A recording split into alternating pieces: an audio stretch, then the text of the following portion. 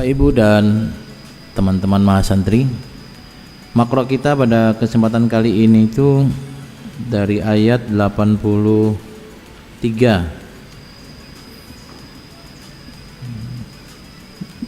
Ini tentang Nabi Musa dan nanti ada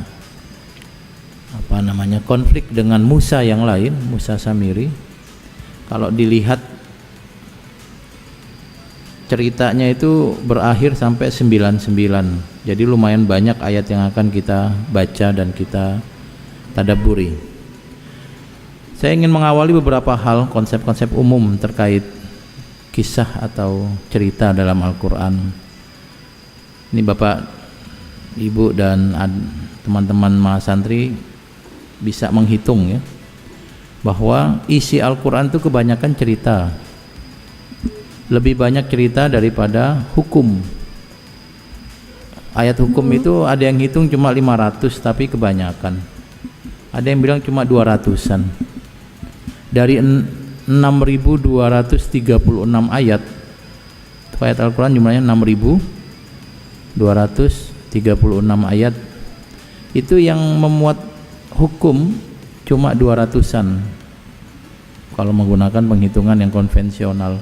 Artinya berapa persen itu? 10% dari 6.000 saja 600. Sangat sedikit ayat hukum. Yang banyak itu cerita. Dan ada banyak hikmah di balik cerita-cerita yang ada dalam kitab suci. Yang pertama, bahwa orang itu lebih suka diberikan cerita daripada dikasih redaksi yang normatif. Dilarang mencuri, nah itu normatif, Bu. Semua orang tahu. Bahasanya juga singkat padat. Tetapi bahasa dilarang mencuri itu kurang enak, Bu. Tapi kalau cerita lebih enak.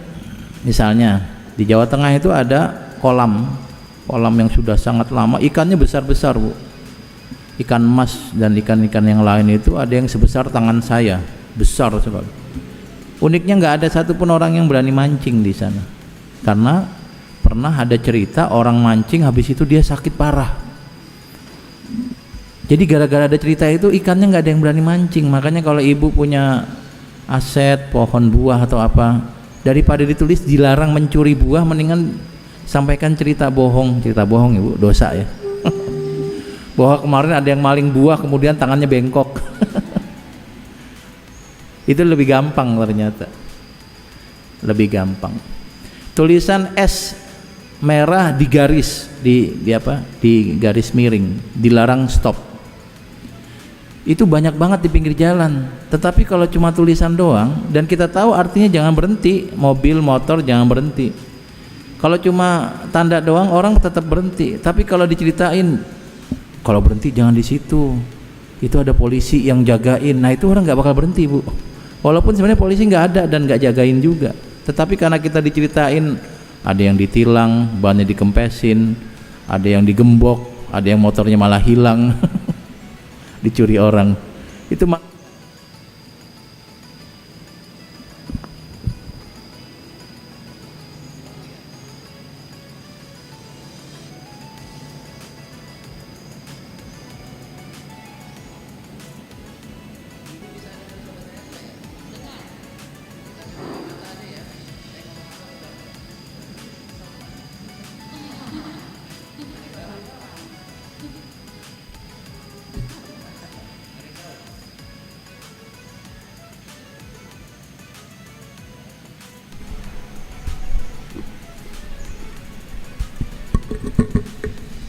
hidup lagi. Baik ibu-ibu, kita lanjutin tebak katanya ya. Oh enggak ya, lanjutin membahas cerita lagi. Jadi ternyata menyampaikan pesan dengan cerita lebih gampang. Semua orang tahu berbakti pada orang tua itu penting, wajib. Kalau sekarang kita anak, kita punya orang tua, kita berbakti. Dikasih ayat, dikasih hadis banyak banget tuh. Tahu semua, tanpa ayat, tanpa hadis juga kita tahu. Kita berbakti pada orang tua, nanti kalau tua orang berbakti kepada anak kita, berbakti kepada kita. Tetapi yang namanya orang mulutnya nyelekit tetap ada Bu ya. Anak nyelekit pada ibunya ada nggak? Ada? Nggak ada Bu. Wah hebat ibu anaknya nih. Ya ada lah mungkin 1-2 tetangga kita yang anaknya nyelekit pada ibunya. Itu akan lebih gampang diceritain malin kundang. Kamu tuh jangan ngomong kasar sama ibu sendiri. Karena pernah ada orang yang begitu dikutuk sama ibunya jadi batu. Kalau kamu nanti begitu dikutuk sama ibu kamu jadi mesin cuci, kapok kamu. Tiap hari muter aja. Ya ibu kalau mengutuk orang jangan jadi batu, nggak ada manfaatnya ya. Kutuklah jadi yang bermanfaat, jadi AC, jadi apa, HP. Bisa buat komunikasi. Baik, maka kitab-kitab suci bukan cuma Al-Quran, itu penuh dengan cerita. Karena untuk menyampaikan pesan itu lebih mudah dengan cerita, dan cerita itu dinikmati oleh orang dewasa dan anak kecil. Anak kecil di TK itu senang diceritain Bu, tapi orang dewasa juga senang diceritain tentang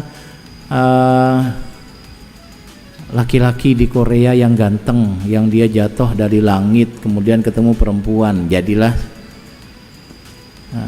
sinetron Korea, namanya apa tuh ya? Drakor, drama Korea. Lah orang tua pada nonton itu Bu, udah nonton, bikin grup bareng. Ibu-ibu yang segitunya rajin ibadah, tetap aja kalau lagi waktunya ikatan cinta ya tetap nonton ikatan cinta. Gimana kabarnya Mas Aldebaran gitu. Masih ada nggak sih itu? Udah nggak ada ya. Maka bercerita menjadi penting, dan Al-Quran menyampaikan kita faksusil kososo. Ceritakanlah kisah-kisah, karena kisah itu bisa dinikmati anak kecil, orang dewasa, remaja bisa menikmati. Kita berbondong-bondong ke bioskop itu untuk menyaksikan cerita yang dibuat oleh orang lain. Cerita tentang kelompok orang-orang yang super power, musuhnya dari luar angkasa, punya cincin-cincin yang bisa memusnahkan alam semesta. Kita nonton karena kita suka diceritain. Nah, Al-Quran penuh dengan itu. Dugaan saya itu 4/5 isi Al-Quran itu kisah. Tapi dari kisah itu bisa diambil banyak hikmah dan ilmu. Salah satunya juga bisa diambil hukum-hukum. Itu yang pertama. Kenapa kita mengkaji kisah yang akan kita baca ini? Nah, terima kasih Ustaz. Yang kedua, kisah dalam Al-Quran juga merupakan bukti bahwa Nabi Muhammad itu dapat wahyu. Nabi Muhammad bukan mencontek Taurat atau Injil. Karena agama kita dengan agama Yahudi dan Kristen itu dekat banget Bu, dekat banget. Saya boleh bilang sebenarnya kurang dikit aja orang Yahudi itu sama dengan kita, kurang dikit orang Nasrani sama dengan kita. Kita percaya Nabi Adam, Nabi Nuh, Nabi Musa, Nabi Isa, Nabi Muhammad. Orang Yahudi percaya Nabi Adam, Nabi Ibrahim, Nabi Nuh, Nabi Musa, tapi nggak percaya Isa dan Nabi Muhammad. Orang Kristen percaya semua nabi kecuali Nabi Muhammad. Orang Islam percaya semua nabi termasuk Nabi Muhammad. Jadi sebenarnya kalau orang Yahudi percaya ada Nabi Isa dan Nabi Muhammad, itu mungkin statusnya kembali kepada kita orang Islam. Syahadatnya itu tambahin aja, asyhadu alla ilaha illallah tambah wa asyhadu anna Muhammadar Rasulullah. Jadi kita sangat dekat dengan Yahudi dan Nasrani. Nah, maka kisah dalam Al-Quran itu penuh dengan nabi-nabi yang ada dalam Injil dan Taurat, termasuk Nabi Musa, Nabi Yusuf, Nabi Adam, Nabi Ibrahim. Nah, bukti bahwa Nabi Muhammad dapat wahyu itulah kisah-kisah itu. Karena Nabi Muhammad itu nggak bisa baca tulis Bu. Masa sih nggak bisa baca tulis? Orang Arab zaman dulu yang bisa baca tulis sedikit, dan perlunya tulisan juga sedikit. Pertama, mereka sangat kuat hafalan. Yang kedua, mereka menulis apa? Alat tulisnya mahal, kertas nggak punya di sana. Mau nulis di batu, ibu bikin cerpen nulis di batu tuh butuh berapa tahun, mahat begini Bu, tek tek tek tek tek. Baru satu paragraf udah pegel itu ya. Lah kalau sekarang nulis pakai kertas kan gampang. Salah tinggal kocok-kocok lempar ganti kertas baru. Loh kalau zaman Nabi belum ada media kertas, pakai batu, salah ya diapain Bu? diremek-remek batunya, ya dibuang cari batu lagi. Maka mereka mengembangkan potensi hafalan. Orang Arab zaman dulu, bukan zaman sekarang, itu hafalan nomor 1, Bu. Dikenal sebagai bangsa yang memiliki hafalan sempurna lah, boleh dibilang gitu. Jadi mereka belum butuh baca tulis. Dan memang kemudian peradaban mereka bukan peradaban baca tulis saat itu. Pertanyaannya, dari mana Nabi Muhammad tahu cerita Nabi Adam? Kalau Nabi Muhammad bisa baca, orang akan bilang, ya pantas Nabi Muhammad tahu cerita Nabi Adam. Orang tiap sore ke perpustakaan, dia baca Injil, kisah Nabi Adam. Misalnya di kitab Kejadian, Genesis. Bapak kalau buka Perjanjian Baru, itu yang Perjanjian Lama, pertama kali kitab Genesis, itu kitab Kejadian. Nanti ada Keluaran, sama itu kisah Nabi Adam. Kalau beliau bisa baca, orang bilang begitu. Wa qalu asatirul awwalin tatabaha fahiyatumla alaihi bukratan wa. Nah, kalau Nabi Muhammad bisa baca, orang akan bilang, ya pantas Muhammad tiap sore sama pagi ke perpustakaan, dia baca buku, maka tahu kisah Nabi Adam. Nah sekarang Nabi Muhammad nggak bisa baca. Siapa yang bilang Al-Quran an-nabiyyal ummi alladhi yajidunahu maktuban? Nabi yang ummi tidak bisa baca. Ketika ada malaikat Jibril menyampaikan Iqra, Nabi Muhammad jawabnya apa? Ma'ana biqori, saya nggak bisa baca. Baca ma'ana biqori, saya nggak bisa baca. Iqra ma'ana biqori, saya nggak bisa baca. Kalau sekarang orang nggak bisa baca tulis aib, Bu. Tapi buat Nabi Muhammad itu adalah sebuah kemuliaan, karena dari situ kita tahu Al-Quran ini murni wahyu, tidak ada yang nyontek dari kitab suci agama lain. Oh kalau gitu sunnah dong menjadi orang yang ummi, yang nggak bisa baca buku, nggak bisa tulis. Itu namanya salah paham. Salah paham. Kalau Nabi Muhammad tidak bisa baca menjadi bukti bahwa Al-Quran ini wahyu, sementara kalau kita nggak bisa baca menjadi bukti kalau kita malas belajar, gitu saja. Jadi beda, yang satu mulia, yang satu yang satu kacau. Maka kisah dalam Al-Quran bukti bahwa beliau dapat wahyu, karena beliau tidak mungkin mendapatkan cerita yang semikian bagus dan otentik serta sebagian terbukti. Ada bukti peninggalan sejarahnya, sebagian tidak, Bu ya. Itu dari mana sumbernya kalau bukan dari wahyu? Pasti dari wahyu. Nah, maka kisah dalam Al-Quran menjadi bukti bahwa beliau adalah nabi betulan, bukan nabi yang mengaku-ngaku. Dan saya harus sampaikan bahwa Nabi Muhammad tidak pernah bersinggungan dengan orang Yahudi dan Nasrani kecuali cuma sedikit. Riwayat yang sampai ke kita adalah ketika Nabi Muhammad masih usia 9 atau 12 tahun diajak dagang. Di tengah jalan ketemu dengan seorang pendeta Yahudi, dilihat kok ada ciri-cirinya. Di tempat yang semikian panas kok cuma dia doang yang adem. Ya ada awan, tapi kok awannya kayak ngikutin. Ketika Nabi Muhammad sampai di PSG ini, di Bait Qurani ini, awannya ada di situ adem. Pas melanjutkan perjalanan sampai di Pondok Indah, kok masih adem, awannya kok jalan ngikutin. Kan orang penasaran, ini siapa nih yang punya urusan. Ditanya, ternyata ada anak kecil memiliki sifat-sifat yang sudah dikenal oleh orang Yahudi akan menjadi nabi, sifat orang baik. Nabi Muhammad itu gak pernah bohong, Bu ya. Nabi Muhammad orang yang sangat dimuliakan oleh kaumnya, dicintai kaumnya. Sebelum menjadi nabi, beliau adalah Mekah sweetheart. Semua orang suka Nabi. Pas jadi nabi, menjadi common enemy, musuh bersama. Gara-gara Nabi Muhammad itu melarang kebiasaan yang sudah mereka rutin lakukan. Biasa mabok, nggak boleh mabok. Ya elah, biasa botol ada warnanya minum air putih lagi ya, Bu. Lah orang-orang yang biasa mabok dilarang marah. Biasa berzina nggak boleh zina. Biasa berjudi jadi nggak boleh berjudi. Maka kemudian Nabi Muhammad setelah jadi nabi dimusuhi banyak orang, bukan karena sosoknya, tapi karena beliau memang memiliki ajaran yang mengganggu kebiasaan buruk mereka. Kalau dalam Al-Quran itu qad na'lamu innahu la yahzunuka alladhi yaqulun fa innahum la yukadzibunak walakinnadh-dhalimina bi ayatillah yajhadun. Kadang-kadang orang Arab ngomong Nabi Muhammad jadi sedih, dicaci maki, dicibir. Tapi Muhammad, ketahuilah bahwa mereka enggak pernah bilang kamu tukang bohong, enggak pernah.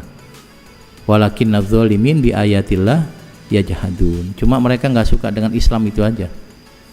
Nah baik, maka Nabi Muhammad ketemu dengan Buhairah dan intensitasnya cuma sebentar. Ini kalau hadisnya sahih ya. Kalau dalam sejarah populer, tapi dalam penelitian hadis tidak populer. Nabi Muhammad jalan diikuti oleh awan, ketemu dengan pendeta Buhairah, dibilang ini akan jadi nabi, bawa pulang, kalau sampai di tempat yang ramai orang tahu bisa dibunuh nih. Itu kenapa hadisnya bermasalah, karena dalam hadis itu dinyatakan Nabi Muhammad ditemani oleh Bilal bin Rabah. Bilal itu belum lahir. Nabi Muhammad itu dengan Abu Bakar itu selisih usia 2 tahun. Kalau Nabi Muhammad 9 tahun, Abu Bakar 7 tahun, itu nggak diajak saat dagang. Lah Bilal belum lahir udah diajak. Nah, riwayat itu yang di dalam ilmu hadis kemudian dipertanyakan, ini sahih nggak sih? Tapi di sejarah sudah populer ya, kita terima sajalah. Dan ketika ketemu sebentar langsung balik lagi. Terus dari mana beliau tahu cerita Musa sedemikian tebal? Ya pasti dari wahyu, kecuali ketemu pendeta Buhairah kemudian dititipin flash disk. Ini Muhammad, nih flash disk nih, ada kisah Nabi Adam sampai kisah Nabi Isa, pelajari ya. Maka patutlah kalau Al-Quran ceritanya otentik bener. Lawang sumbernya flash disk. Kan dulu belum ada flash disk, Pak. Terus dari mana? Nah, kira-kira maka kisah-kisah dalam Al-Quran itu bukti bahwa Al-Quran ini wahyu dari Allah, bukan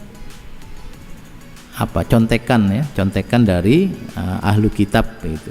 Maka interaksi pertama Nabi Muhammad dengan Yahudi yang terekam dalam riwayat ketika beliau masih kecil. Habis itu nggak ketemu lagi, karena di Mekah tidak ada orang Yahudi Nasrani di tengah-tengah, yang ada di pinggir-pinggir. Yahudi itu adanya di Madinah. Di Mekah itu orang Arabnya sangat kuat. Jadi orang yang nggak Arab, yang beragama tidak agama nenek moyang, tidak punya tempat. Nah, kedua riwayat yang menyatakan Nabi berinteraksi dengan orang ahlu kitab itu ketika turun turun ayat pertama Iqra. Nabi Muhammad pulang gemeteran.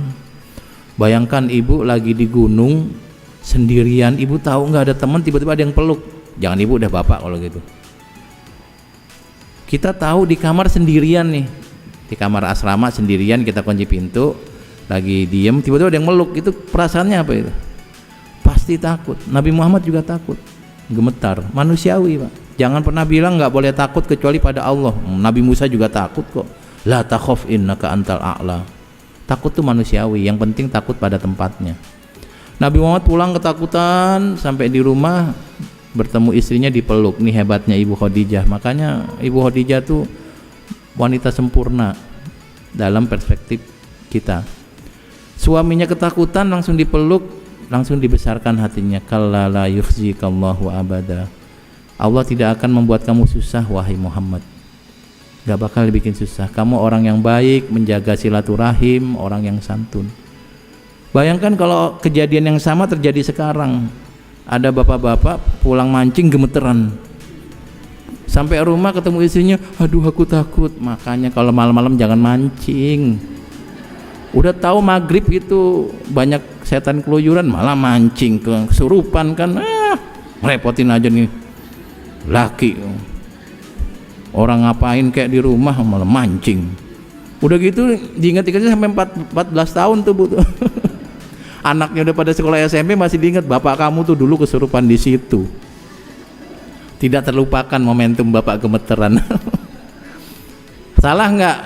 Ya manusia normal kayak kita begitu kali Bu ya. Kita kalau ada orang ada kejadian apa kan gue udah bilangin gitu mulu ya. Gue bilang juga apa? Bukannya empati malah gue bilang itu apa? Gue bilang juga apa? Nah, maka Ibu Khadijah keren. Nah, Nabi Muhammad setelah itu diajak ke Waraqah bin Naufal. Waraqah bin Naufal itu adalah sepupunya Ibu Khadijah. Ya ibna ammi, wahai anak pamanku, isma' min ibni akhik, dengarkanlah cerita dari keponakanmu. Ceritakanlah, oh ini malaikat Jibril yang akan menyampaikan wahyu. Kamu akan menjadi orang yang membawa risalah dan kamu akan diusir oleh bangsamu sendiri. Nabi nanya, amukhrijiyahum, apakah mereka akan mengusir saya? Iya, karena orang yang membawa kebaikan sepertimu nggak akan diterima oleh masyarakat yang sudah biasa melakukan keburukan. Nah, kemudian setelah ketemu tidak lama Waraqah bin Naufal wafat, dan Waraqah bin Naufal tidak pernah memberikan flash disk. Pertanyaannya, dari mana kalau Nabi Muhammad tahu cerita segini banyak, dengan Buhairah cuma sebentar, dengan Waraqah bin Naufal cuma beberapa saat, tapi cerita dalam Al-Quran utuh, mirip dengan yang ada di Injil atau Taurat sebagian ya. Nah, tapi kemudian ceritanya sebagian besar juga ada buktinya gitu. Pasti wahyu.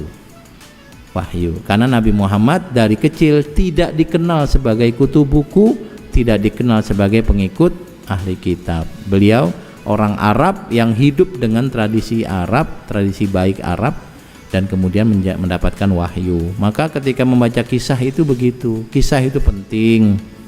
Kisah itu cara gampang menyampaikan ide, gagasan, ajaran. Kisah dalam Al-Quran bukti bahwa beliau itu nabi yang mendapat wahyu, bukan orang yang memplagiasi. Emang ada yang bilang Nabi Muhammad plagiasi? Ada. Nanti ada yang bilang itu mah sama dengan Taurat Injil, Muhammad cuma mengulang-ulang saja. Baik. Nah, yang ketiga, kisah dalam Al-Quran itu meluruskan muhaiminan alaih, meluruskan kisah yang ada dalam kitab suci agama yang sebelumnya yang sudah distorsi. Kisah Nabi Sulaiman itu dalam Bible ada, Bapak. Saya ini kan karena untuk kepentingan kita ya, saya cerita untuk kepentingan kita. Saya juga pembaca Bible. Kalau kita belajar Israiliyat nggak baca Bible, konyol Anda itu. Israiliyat harus baca Bible. Dalam Bible itu ada kisah Nabi Sulaiman, ada berapa fragmen-fragmen yang unik. Misalnya Nabi Sulaiman itu melakukan sihir. Nabi Sulaiman itu pernah menggauli istrinya di panggung yang disediakan dengan disaksikan oleh banyak warganya. Maka cerita Nabi dalam kitab suci yang dulu yang sudah terdistorsi itu beberapa itu malah menjelek-jelekan nabinya. Oleh Al-Quran diluruskan, wa ma kafaro Sulaiman. Sulaiman nggak pernah kufur, nggak pernah sihir. Yang sihir mah orang, beliau nabi. Nanti kisah Nabi Lut melakukan incest dengan anaknya. Kisah Nabi Musa beberapa yang kemudian direkam oleh Al-Quran tuh menyakiti Musa sendiri. Al-Quran meluruskan. Maka saya jamin cerita dalam Al-Quran tentang Nabi itu semua cerita yang baik, cerita yang indah, cerita yang positif, tidak ada cerita negatif, saya jamin. Tapi dalam kitab suci agama lain itu ada cerita-cerita yang merendahkan, menistakan Nabi itu sendiri.